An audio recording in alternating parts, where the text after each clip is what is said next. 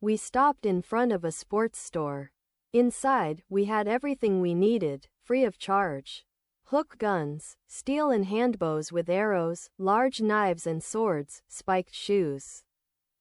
We filled the cars as much as we could. We went back to the store and brought the gear inside. The amount of stuff we carry is getting heavier, I said. But we need these things to hide. To kill silently, when the guns jam, and to climb up or down walls and high and deep places. Under the supervision of Jill, Joseph, and Sebastian, we began to practice. We went down from the roof of a 5-story building with hook guns.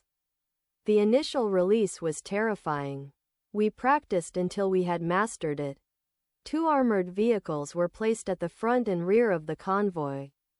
Military jeeps on either side, a Chevrolet Ellie behind the first armored vehicle, and then the cars.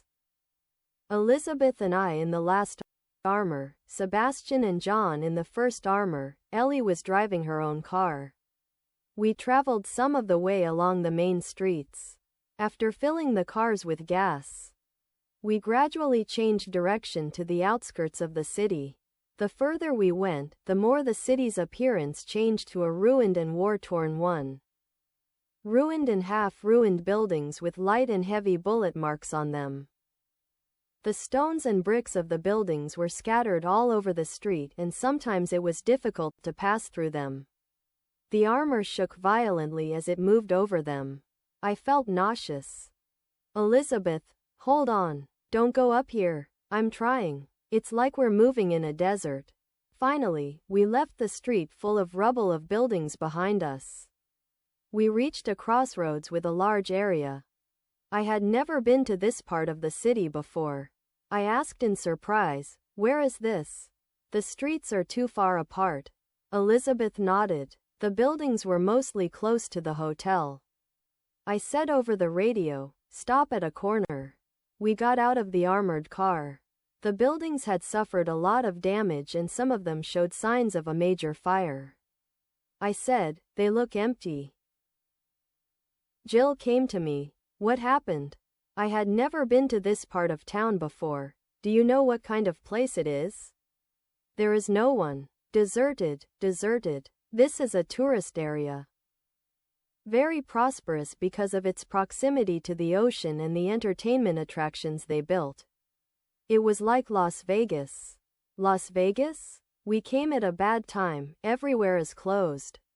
Jill and Elizabeth smiled. I went to the middle of the intersection and circled around me. Wide, long streets with countless tall, huge buildings. "Sebastian, we better get going. Until we reach the city center before night." I said, "Can you do an inspection? The hunters have a good meal. I want to see how safe our surroundings are." "Okay. But the hunters have to be close to me. They can't be far away." Phantom said, "We'll go together. We'll eventually find one. He can tell the others." They followed the hunters. We took the cars inside one of the half-destroyed buildings. John, Elizabeth and Jill, fully equipped, went to inspect the surrounding buildings. We entered a hotel. Things that indicated its luxury were still intact. Tables and chairs, ceiling chandeliers, the reception area and decorations on the walls. I asked, "How much does it cost to stay in a place like this for a night?" Jill said, "Nearly $500,000. My God, we'll have to pay whatever we can to stay in a place like this." "You would be fine. If this hadn't happened." "Yeah, I didn't know about anything like that in this part of town. But I don't think I would leave my house and stay in a place like this to have fun." Hotels empty your pockets to the brim, entertainment centers have their place. The elevator light was on. I tried it. It worked. But you couldn't trust it. We would get stuck inside and it was over. We chose the stairs. We left the hall door and went to the upper floors. We had good light because the walls had collapsed.